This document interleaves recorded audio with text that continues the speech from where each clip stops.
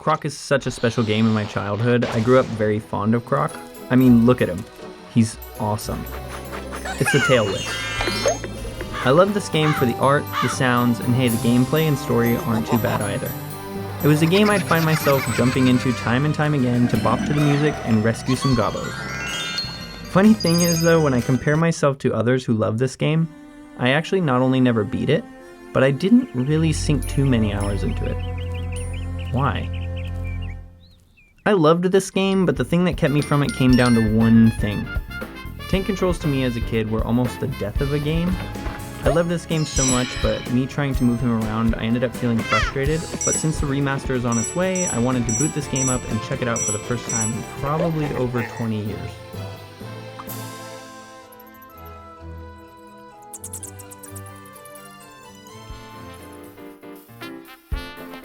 Playing the first world, I had a ton of fun. I can definitely see why little me was in no way going to get too far in this game though. The controls and combat are certainly hindering the experience overall, but not enough to make the game unpleasant. It's just certainly not as smooth an experience as some other very popular platformers at the time. I love the small world design in this game though. It's condensed into these little palatable worlds where I'm usually able to find all of the gems in order to do the bonus level at the end, which I always felt really excited that I got. I mean, how rewarding. Sheep whack-a-mole? Kind of? Okay, this game wins. I love the charm on it, and it's as fun as I remember it to be. Look at Croc and his little tooth with his little backpack like it's his first day of school. Oh yeah, by the way, the other thing I remembered, this game has level passwords, but actually you can save that game too. A lot like Crash 1 in that way, but you can save whenever you want. Please check out our retrospective, which may or may not be out yet on this channel. However, I thought the game quit option would take me out of the world, and well, I had to restart the whole game as I didn't save. Whoops. That's okay though, it allowed me to capture better footage, and speaking of footage, it was hard to get some footage on these ledges, as Croc likes to not turn around in place, but go forward in these wide turns and run off the edges sometimes. That's frustrating when you collected so many gems and they're just gone. Not in part, but all of them. Check out this first boss. What even is this thing? You just run around and smack him in the belly when he stops. Decent and easy first boss. Classic 3x hit to finish the bosses off in this game. Same pattern with the second and last boss fight of the first world.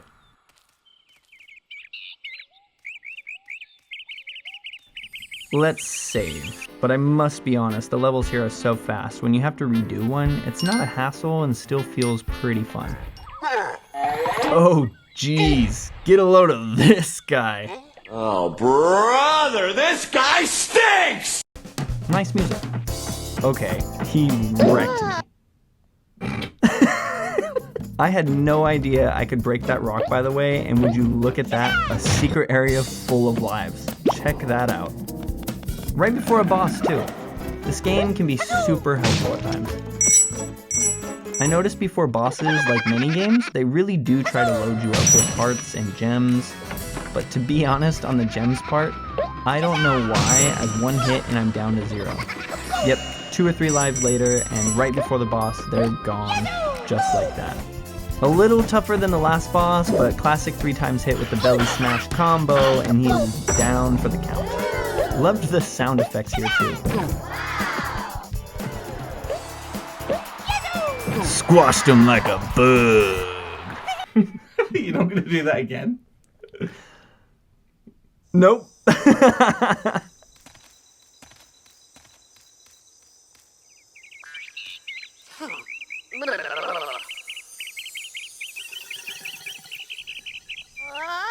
On to the snow world, with lovely snowscape music. The difficulty of platforming and choices has definitely increased.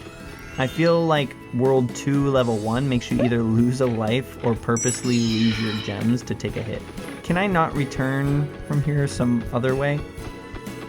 After losing so many lives, I decided not to save that specific gobbo for now, but maybe I'll come back later.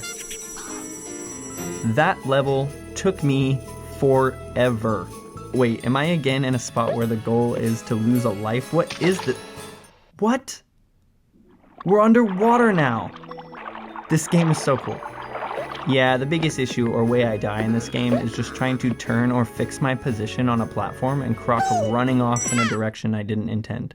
I remember that as a kid though, although as a kid I never really made it as far as the snow world. I do remember struggling a lot with the controls. I'm excited for the remaster for sure. With this part of the game, hopefully that will be fully fixed. The final boss for this video, anyway, was Chumley. Poor guy didn't even feel like a villain, just a dude with a jetpack strapped onto him. He couldn't even control it. It's genuinely a really fun little platformer if you can get past the controls bugging you a little here and there. And the combat feeling a bit like if you're off by an inch, you're toast. I think if I would have been a little bit more patient, I would have loved this game or even been able to beat it as a kid, which was pretty rare.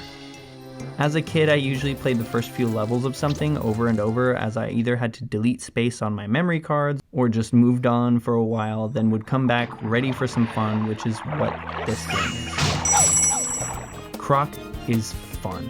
And whether I'm jumping on jello, tail spinning, platforming, or just strutting on through to save the gobos, I know I'm having fun. Isn't that what games should be all about? Fun? When I remember Croc and my memories with this game as a kid, and this is my childhood copy of the game by the way, I just think of fun. That's it. That is why I'm so excited for the remaster, because I think with some touch-ups here and there, Croc is ready to make a comeback, and I think it deserves a bigger place in platformer history because, well, Croc is fun.